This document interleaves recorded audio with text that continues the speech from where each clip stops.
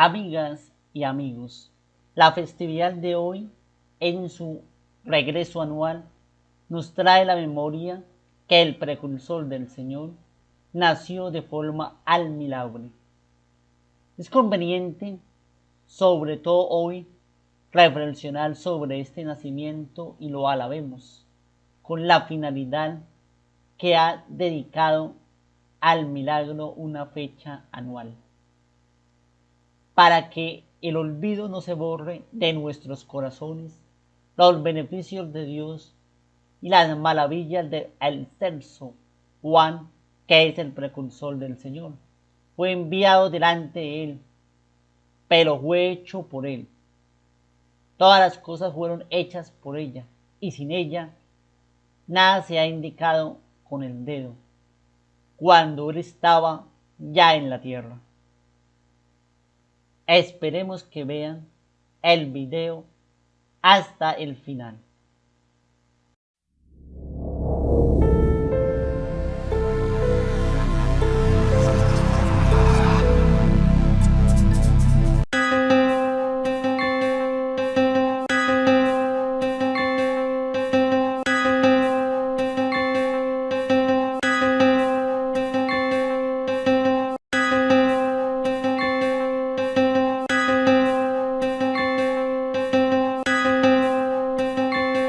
Hola amigos de Pensamiento Serio, hoy vamos a hablar de un tema muy importante sobre Juan Bautista y tenemos a una invitada especial, a Ruth Investigadora.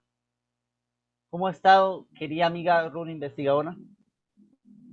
Muy bien usted, Diego, como una alegría estar de nuevo en tu programa de Pensamiento Serio. Gracias por invitarme y hacer un aporte más en tu programa. Muy bien, vamos a hablar. Hoy vamos a tratar el tema. ¿Sí?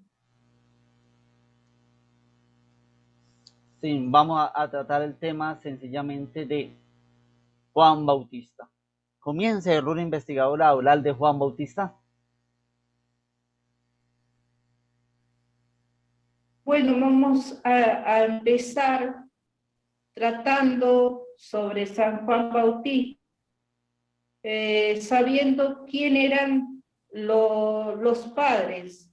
Entonces, voy a tratar de leer una partecita del Evangelio para que nos ilumine y podamos entender quién eran los padres de Juan el Bautista.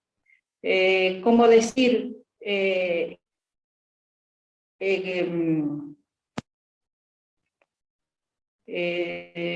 tú sales y yo sé con quién sales. Entonces vamos a saber de dónde surge la familia de Juan Bautista. Dice, Zacarías fue un sacerdote que vivió cuando Herodes el Grande era el rey de los judíos. Prestaba servicio en el templo con el grupo de sacerdotes de Abías. Su esposa se llamaba Isabel y era descendiente del sacerdote Aarón. Isabel y Zacarías eran muy buenos y obedecían todos los mandamientos de Dios. No tenían hijos, pues Isabel no había podido quedar embarazada.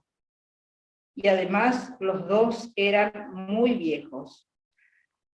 Bueno, acá podemos, nos aclara el Evangelio que Zacarías era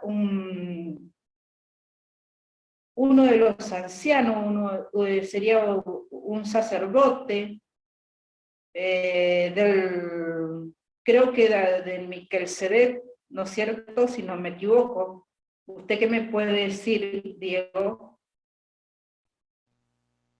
Bueno, Zacarías era uno de los grandes sacerdotes que había. Hay gente que confunde los sacerdotes del pueblo de Israel con los sacerdotes que tenemos ahora en la Iglesia Católica. Sacerdote significa el que hace el sacrificio, y en ese momento hacían los sacrificios que podían ser algún animal, un cordero sobre todo, o los que tenían menos plata, unas tórtolas que significan unas aves pequeñas al servicio de Yahvé, Dios. Y precisamente se cuenta que él entró al santo de los santos, es decir, donde estaba guardada el arca de la alianza.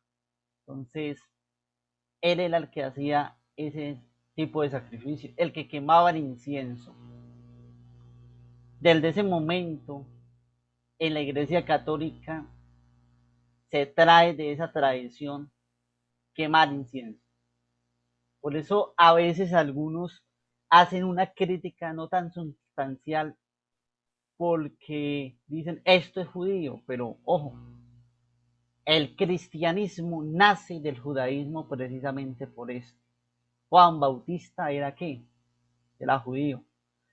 Y del mismo judaísmo era Jesús. Entonces, eso es lo que puedo decir. Bueno, acá hay un relato que lo voy a hacer pequeño, que dice que Zacarías estaba quemando incienso, como usted dice, y el pueblo quedó orando afuera. Dice que de pronto un ángel de Dios se le apareció a Zacarías al lado derecho del altar. Cuando Zacarías vio al ángel tuvo mucho miedo y no supo qué hacer, pero el ángel le dijo: no tengas miedo, Zacarías, Dios ha escuchado tus oraciones. Tu esposa Isabel tendrá un hijo y lo llamará Juan. Su nacimiento te va a hacer muy feliz y muchos también se alegrarán. Tu hijo va a ser muy importante de Dios. No tomará vino ni cerveza. El Espíritu Santo estará con él desde el principio que nazca. Bueno, después nos dice que Zacarías le dice al ángel: mi esposa y yo somos muy viejos. ¿Cómo sabré que todo pasará tal como dices? El ángel le dice: yo soy Gabriel, ayudante especial de Dios. Él me vio a dar esta buena noticia, pero como no creíste, no vas a poder hablar hasta que suceda lo que te dije. En estos versículos nos está diciendo que él tiene una manifestación del ángel Gabriel que se le presenta en el templo y que, claro, como su esposa y él viejos, no cree que pueda tener un hijo. ¿Qué nos dice en esta reflexión usted, Diego?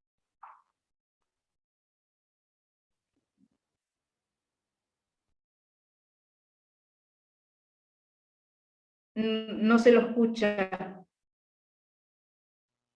En los grandes milagros son las manifestaciones propias. ¿De quién?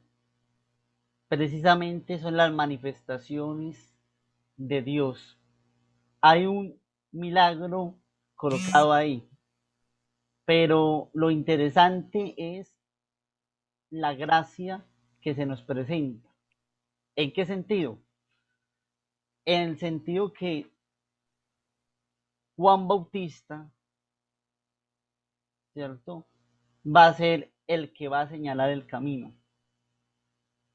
Y este texto que habla sobre el devenir, como dicen los filósofos, donde Sare, es decir, sus padres, van a manifestar que en el fondo era hijo de un sacerdote, pero también en el fondo era hijo de una mujer que conocía la verdad, por eso dice que era de una edad. La Biblia cuando expresa edad se refiere a conoce la verdad o es vivida. La actualidad es muy difícil concebir esto en nuestra mente porque las personas que tienen bastantes años se les desechan. Hace poco recordaba en un vivo esa expresión del Papa Francisco, la cultura del descarte. Y quizás eso es lo que está pasando.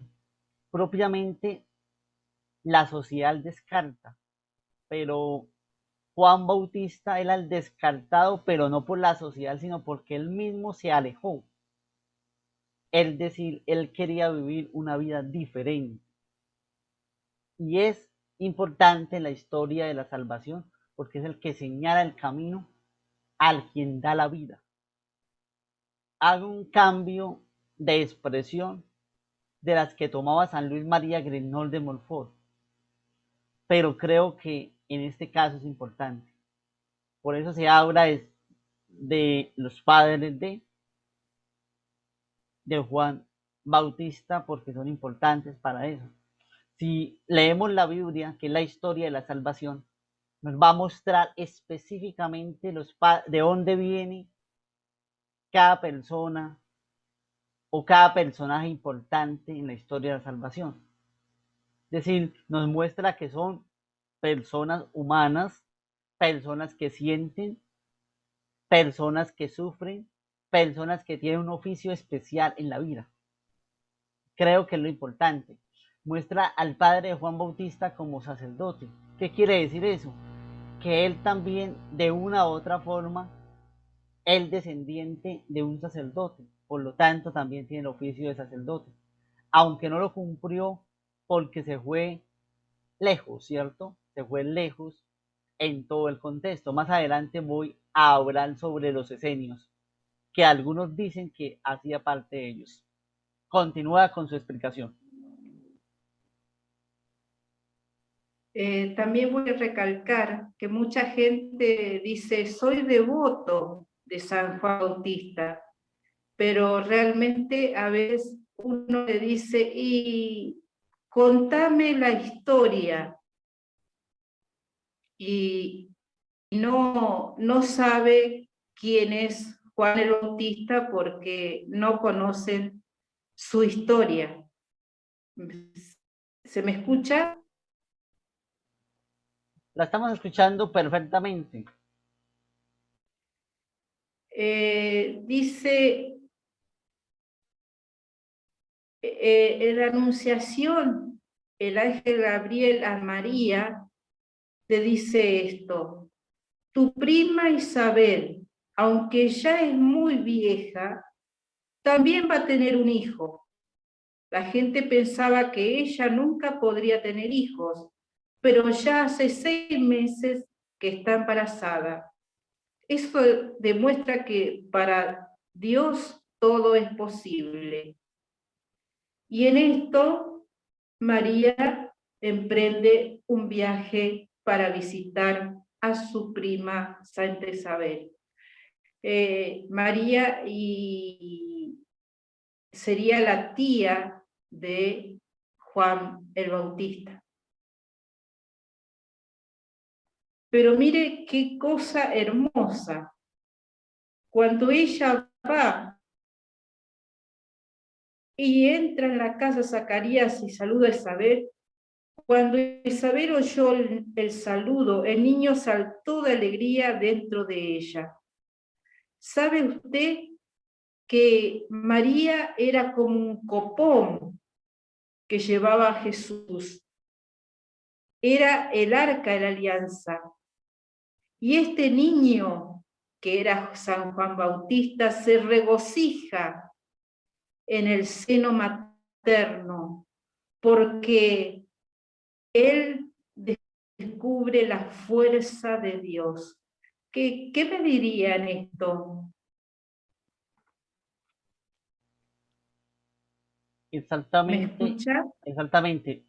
Sí, cuando uno va y recuerda las expresiones del gran santo mariano San Luis María Grignol de Montfort. Dice algo muy parecido a lo que usted dice.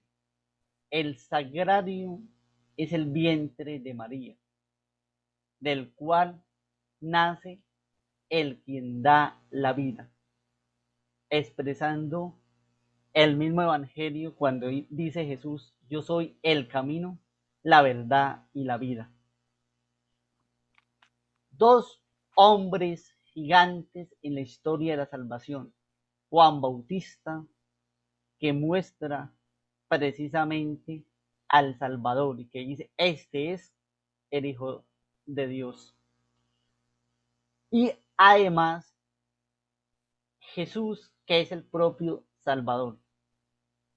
Para la cábala judía era complicado hasta el día de hoy entender este misterio, pero para el cristiano que está en la fe y que razona la fe, se puede abrir ante el misterio de estas dos mujeres que llevan en su vientre, una al dador de la vida y otra al precursor de todo lo que existe.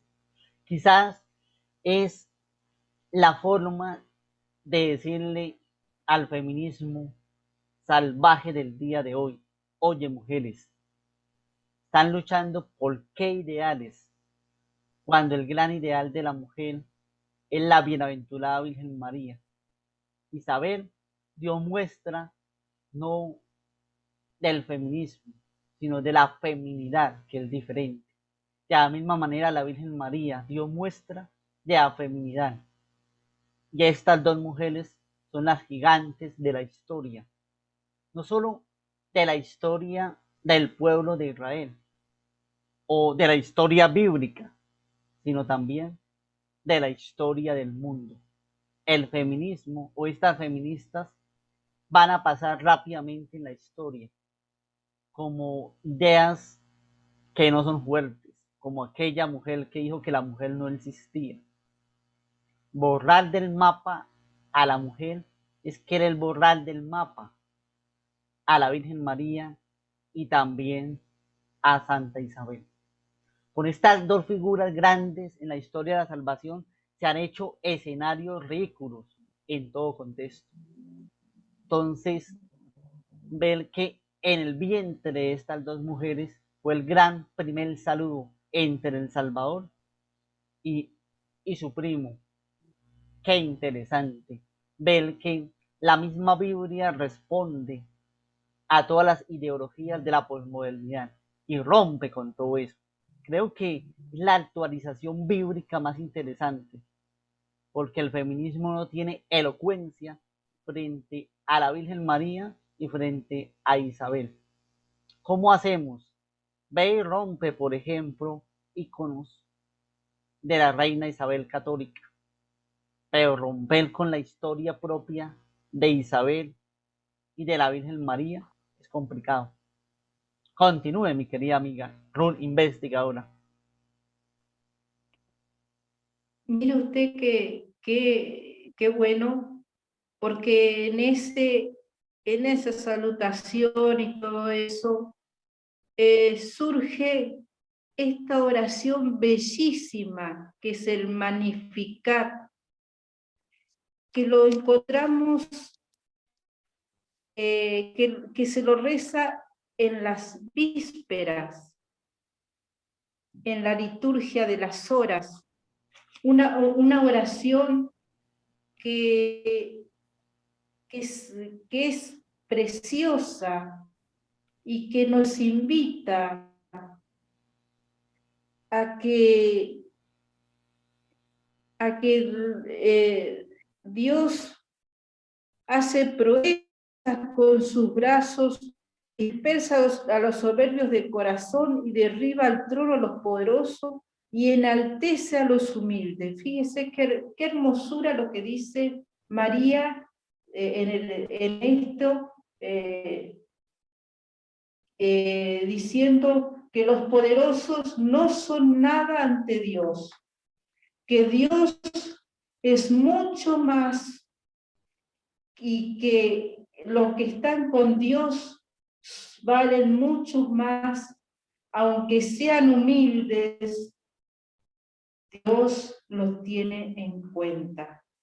¿Usted qué opina?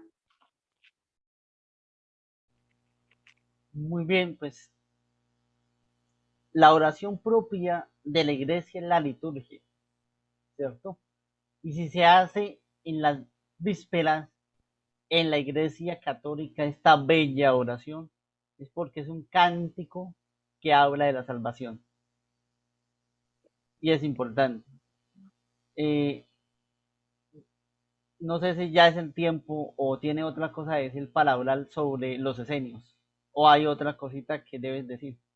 Hay otra cosita de San Juan Bautista, que cuando nació estaban todos sus vecinos y familiares, se alegraron mucho porque vieron que Dios había sido bondadoso. A los 8 días vinieron a circuncidar al niño, y los que estaban ahí querían ponerle Zacarías, el nombre del padre.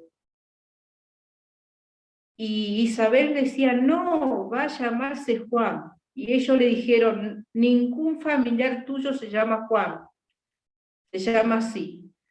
Y por seña le preguntaron a Zacarías cómo quería que llamara al niño. Zacarías pidió una tabla y escribió Juan.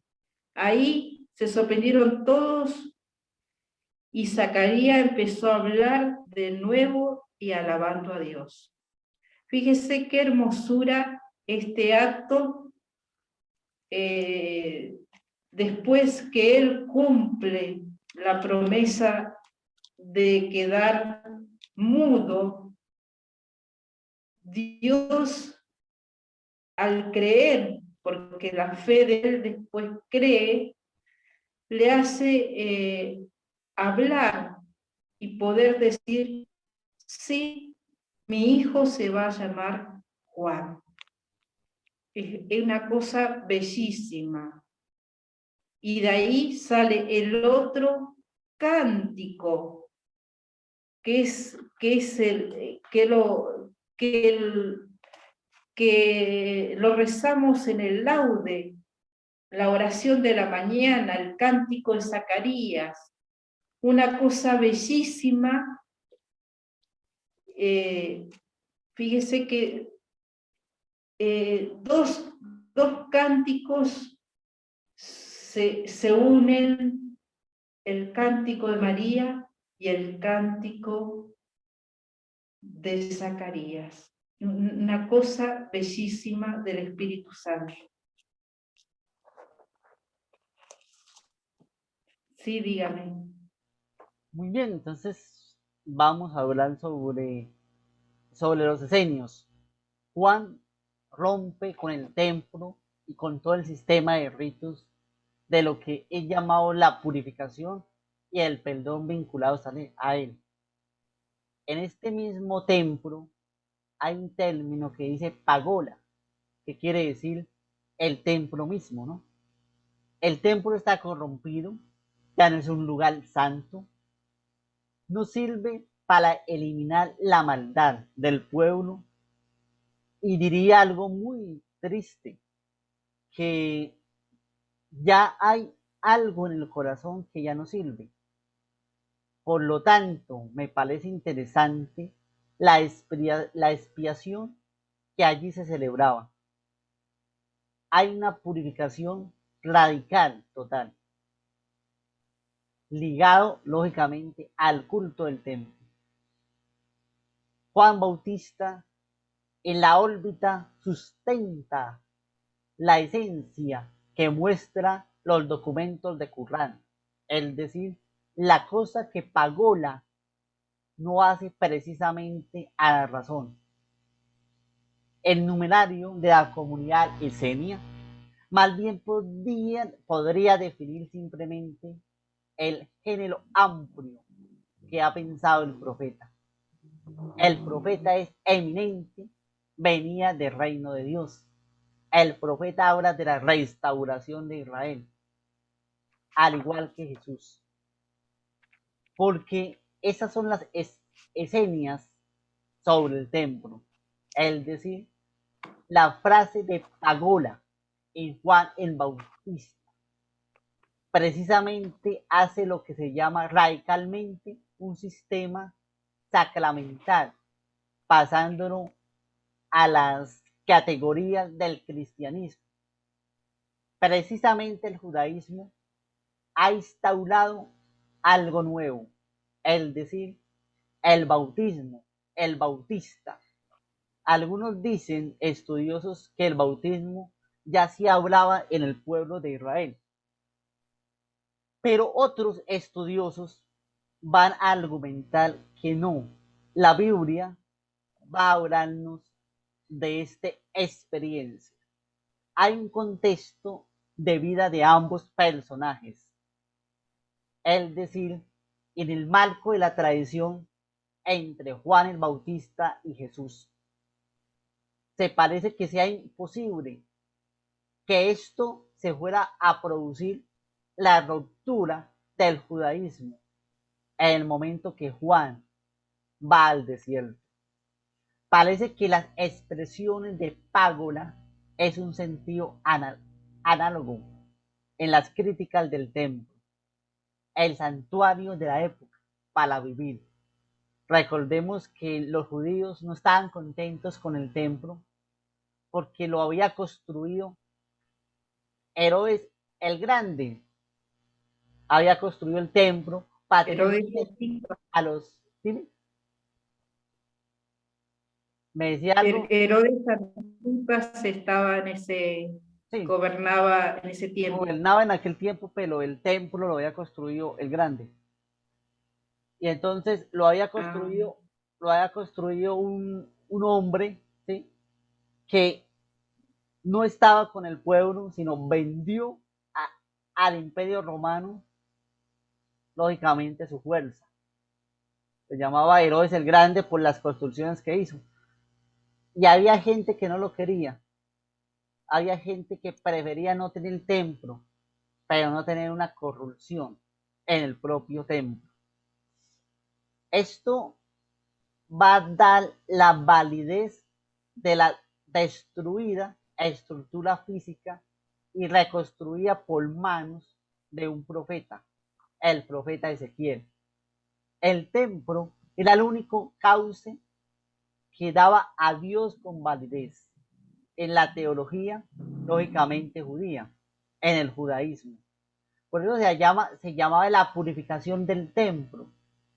Luego Jesús, cuando habla del templo y destruir el templo, construirlo en 3 días, hace una especificación de su propio cuerpo, pero también es una crítica sustancial al templo de Jerusalén. Esto es una acción cristiana posterior. Precisamente el autor de la epístola de los Hebreos lo explica bien. A este propósito, hay muchos planteamientos que podemos expresar en Juan el Bautista. Por ejemplo, si vamos a los esenios en Qurrán, recordemos que en Qurrán se encontraron muchos libros, pero sin meterme en los textos, entendamos lo siguiente. Si los estudiosos comprenden que hay unos manuscritos también del Mar Muerto, del Nuevo Testamento, que, eran, que era una obra colectiva de paganos, judíos, cristianos, que creo que la ha publicado toda, ¿cierto? Un coordinador Teboye, por allá en Madrid, en 1999, ¿no?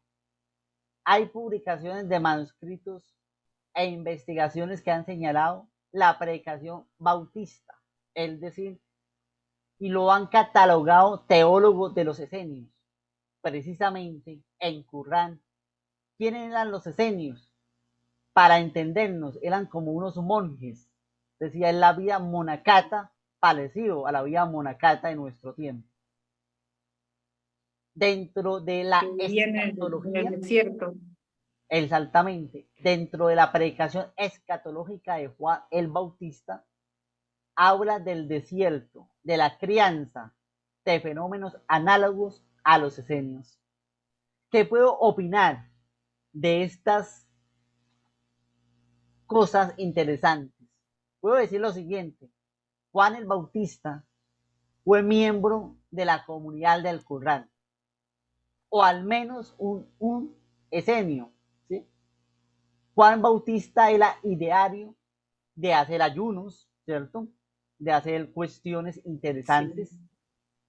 Pero también diría que parece ser que llevaba el método científico comparativo, es decir, que habían contaminancias de Juan el Bautista y el Corán, claro, son indudables. Hay una cuestión interesante, el principio de la investigación en Juan el Bautista. Creo que los textos del Corán están prácticamente puestos en la zona de los contactos, es decir, una parecida utilización de Isaías.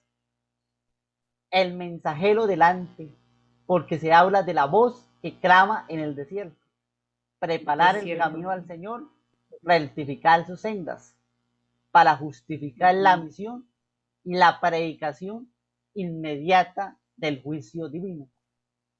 Es notable también la atención escatológica de Juan el Bautista, es decir, que se espera del inminente del mundo, entonces de la implantación de la soberanía divina de la tierra que es renovada.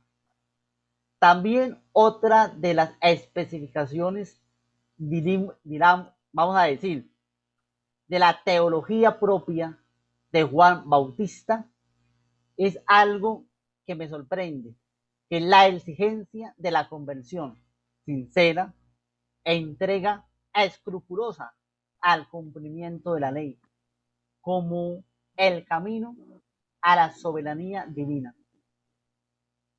Hay un cierto distanciamiento de la piedad en torno al templo de Jerusalén, al menos en especial los sacrificios, es decir, la visión cultural, para entendernos en términos cristianos. Juan Bautista, hacía inculturación de las enseñanzas teológicas en su tiempo. Y en consecuencia, vamos a ver un rasgo que destaca, que Juan era sacerdote de nacimiento, es decir, por las dignas créditos que da la noticia en Lucas 1 sobre la familia sacerdotal, es decir, Juan Bautista era sacerdote porque en esos tiempos el sacerdocio era llevado de generación en generación. Ahora bien, hemos respondido que probablemente sí era sacerdote.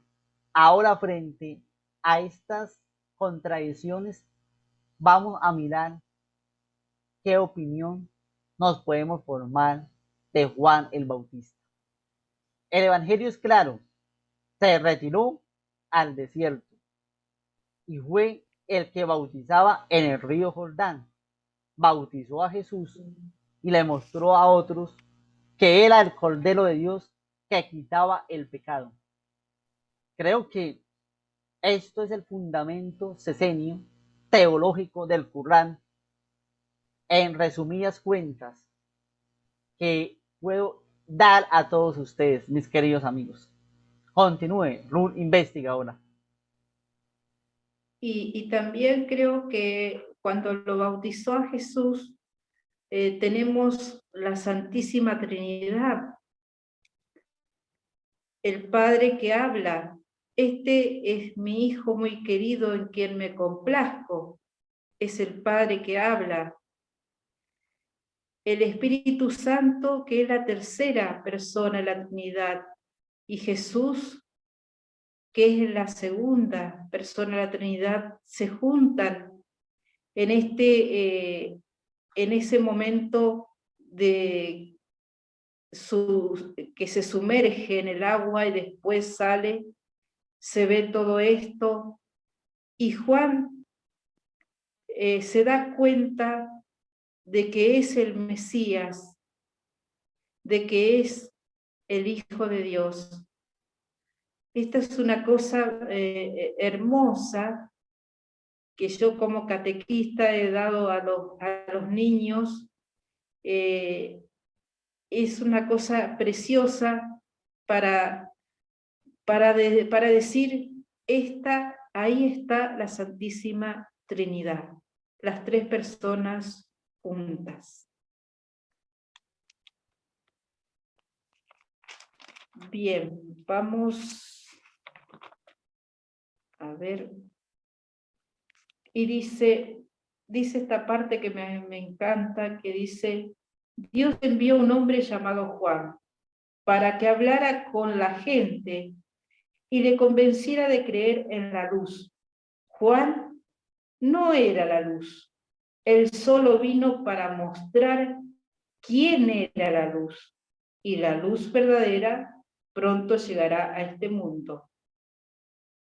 Y esa luz verdadera era Jesús.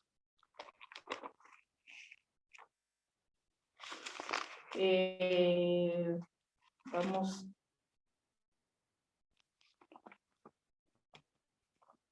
Lo que pedía Juan era conversión cuando bautizaba. Pedía un cambio de vida. Pero él decía, yo bautizo con agua, pero hay otro mayor que va a bautizar con el Espíritu Santo, con el fuego. ¿Y a quién se refería? A Jesús. Yo no soy quien de desatar mi sandalia. Yo debo empequeñecerme y él enaltecer, decía por Jesús. Y un día estaban los dos discípulos que tenía él y le dijo esto: ahí está el Cordero de Dios que quita el pecado del mundo. Y esto lo tenemos, fíjese, en una canción muy hermosa que la tenemos en la misa criolla, los argentinos. ¿Qué frase más bella que dijo Juan? Y vamos a lo último de Juan, porque Juan no solamente fue alguien que nos llevó a Jesús, que nos lleva a Jesús, y que fue un gran profeta, porque él marca el inicio del Nuevo Testamento. El Antiguo Testamento y el Nuevo Testamento, la nueva alianza de Dios.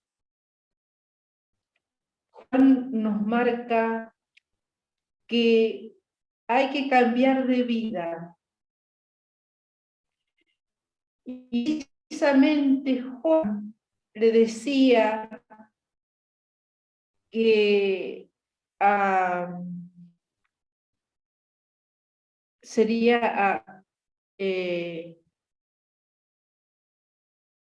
Juan le decía, le había dicho a Herodes, lo que ha hecho no está bien. Herodías es la esposa de tu hermano Felipe y tú se la quitaste para casarte con ella. Juan no se callaba la boca. Juan siempre era un hombre que decía la verdad donde sea. Donde él veía el pecado, lo decía. Raza de víboras, se le decía también. Juan es un hombre, más que un hombre, es un santo actual de hoy. ¿Cuántos Juanes tendríamos que tener en el púlpito para decir estas verdades. ¿Cuánto necesitamos, Juan, que nos despierten? Estamos dormidos a veces y que la verdad es lo más hermoso que nos pueden decir, pero siempre con respeto. Y mire lo que le pasa a Juan, porque él siempre puso los valores donde tenía que poner y puso el pecado donde tenía que estar. Entonces Herodes se enojó contra Juan y ordenó que lo arrestaran. Lo arrestan a Juan, lo encadenaron y lo pusieron en la cárcel. Herodes no quería matar a Juan, pero lo tenía encarcelado. Pero no se atrevía a matarlo porque le tenía miedo. ¿Miedo a qué? A la verdad. Y a la gente, pues muchos creían que Juan era un profeta. Cuando Herodes celebró su cumpleaños, la hija de Herodías bailó delante de los invitados. A Herodes le gustó mucho el baile de la muchacha y por eso prometió darle lo que ella le pidiera. Herodías escuchó eso y convenció a su hija de que le pidiera a Herodes la cabeza de Juan el Bautista. Entonces, ¿qué se hizo? Bueno, se le trajeron a la muchacha en una bandeja la cabeza de Juan el Bautista. Juan, que es un mártir por decir la verdad, por decir así se vive, así tenemos que ser, por decir siempre la verdad. Juan es un profeta, es un santo actual. Hoy, ¿cuántos Juanes necesitamos para que nos despierten de esa modorra que estamos y que nos digan la verdad? Esto es así y nada más. Fíjate esto. Vamos, antes de continuar, usted había leído Felipe, creo que es Filipo. Mira a ver en su Biblia qué dice. Por acá yo tengo retirada la Biblia de mí. Creo que es Filipo. ¿Cuál? Cuando empieza que hablar sobre los reyes en la Biblia, lo que usted estaba leyendo, quién era el que gobernaba, habla de Filipo. Usted leyó Felipe. Creo que es Filipo, ¿no? Herodes Hmm. Antipas, dice. Sí, pero habla de parte del reinado que era de Filipo, sí, era, Antipas era el gran petrarca que había, ¿no? Pero también habla de los hijos que tenía él, habla del reinado y todas esas cosas. Bueno, Sí, sí. sí, entonces la palabra creo que es Filipo. Bueno, ya mirando eso, que fue un pequeño error que se tuvo, vamos a lo que se llama la iconografía. Entonces, explíquenos la iconografía. Bueno, acá encontramos a San Juan Bautista, que porta la imagen, el de camello, dice que utilizaba él, que comía langosta y miel silvestre. Fíjese la austeridad de San Juan Bautista. Acá tenemos lo que es el bautismo. Y muchos mirarán y que dirán, San Juan Bautista fue pastor, dirán muchos. O ha hablado del pastor, pero no. Esta oveja significa Cristo, porque él dijo, este es el Cordero de Dios que quita el pecado del mundo. Por eso siempre se lo representa con el Cordero, que es Cristo, porque Él lo dijo. Este es el Cordero de Dios que quita el pecado del mundo. Esto lo tenemos también en la misa. Son palabras fundamentales para nuestra fe. El sacerdote lo dice, este es el Cordero de Dios que quita el pecado del mundo.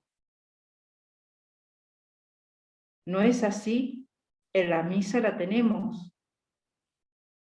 Qué gran ejemplo es mi patrono de mi ciudad de Vera, Santa Fe, Argentina, es nuestro patrono y creo que es un gran patrono que tenemos en mi ciudad. Muy bien. También voy a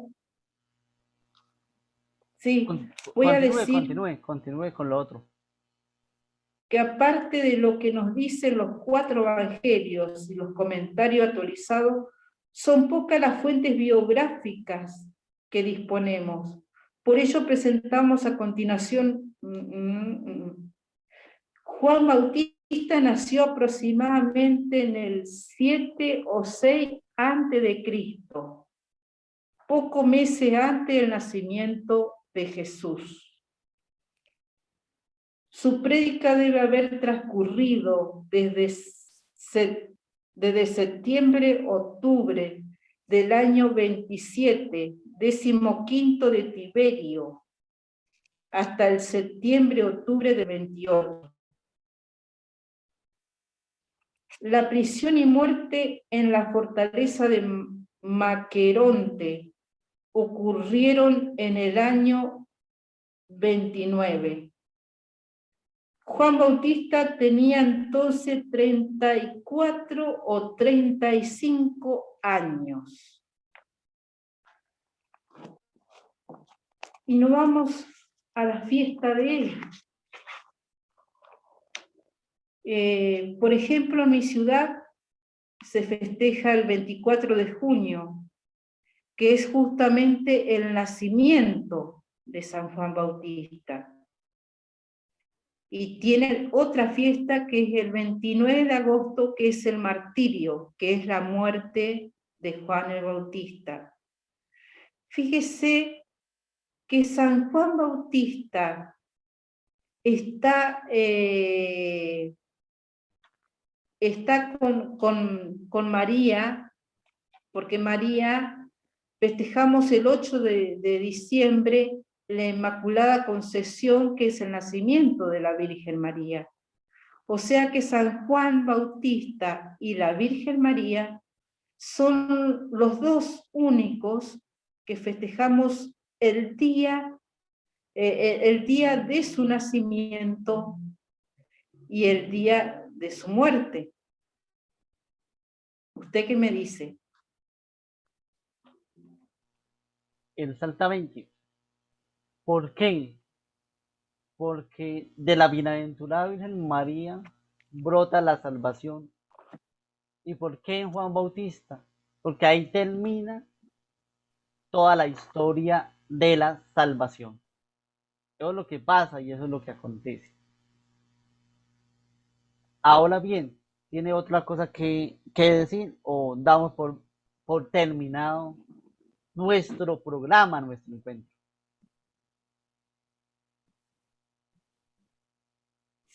Sí. Adelante. Se cortó un poquito. Sí, esto realmente me encanta poder hablar sobre los santos, porque me acuerdo un día cuando era chica, o cuando era niña, le pregunté a mi tía, yo soy muy devota a Santa Rita, y lo primero que le pregunté, le digo a mi tía, y bueno, contame la historia de Santa Rita. No la conozco, me dice. Y entonces a mí, yo dije, no, yo me voy a hacer devoto cuando yo conozca la historia de cada santo. Por eso que me he dedicado muchos años a tener libros, a tener de todos los santos de los que tengo acá en Vera. He dado muchas charlas sobre esto y mucha catequesis, porque creo que la gente a veces cree que el santo es un yeso y no es así. El santo es mucho más. El santo es un ejemplo de vida a seguir. Sé que la santidad no es fácil, pero tampoco es imposible. Sé que todos podemos ser santos de alguna forma, de alguna manera, de a poco.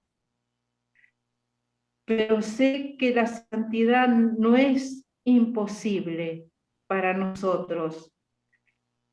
La santidad es posible porque nosotros somos herramientas de Jesús.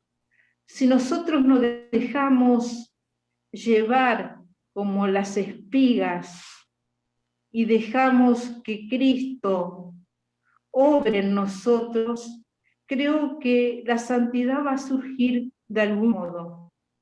Y por eso yo me encanta hacer esto sobre los santos, porque creo que a veces la gente confunde, cree que veneramos a los santos, cree que adoramos. No, adoramos a Dios, veneramos los santos porque son ejemplos a seguir. Creo que se me escuchó. Exactamente, claro que sí. Muy bien, entonces muchísimas gracias a Runa Investigadora, muchísimas gracias por su gran aporte y una invitación para todas las personas a conocer y amar la Iglesia Católica. Hasta una nueva oportunidad acá en Pensamiento Serio. Dios los bendiga a todos y espero que la sigan pasando muy, pero muy bien. Hasta una nueva oportunidad en mi canal y en el canal de Ruth Investigadora. Que la pasen bien. Adiós. Chao. Hasta luego. Chao, chao.